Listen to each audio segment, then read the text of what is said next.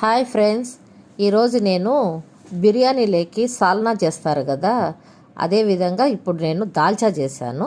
చూడండి friends, first cooker పెట్టి oil వేశాను, తర్వాత కొంచెం నెయ్యి కూడా వేశాను.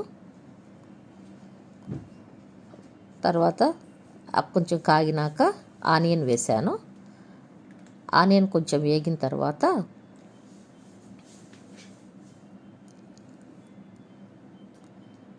అల్లం వెల్లుల్లి పేస్ట్ వేసాను. సారీ ఫ్రెండ్స్, అల్లం వెల్లుల్లి కాదు, పచ్చిశనగపప్పు వేసాను ఫస్ట్. అది కొంచెం పచ్చివాసన పోయిన తర్వాత ఇప్పుడు అల్లం వెల్లుల్లి పేస్ట్ వేసాను.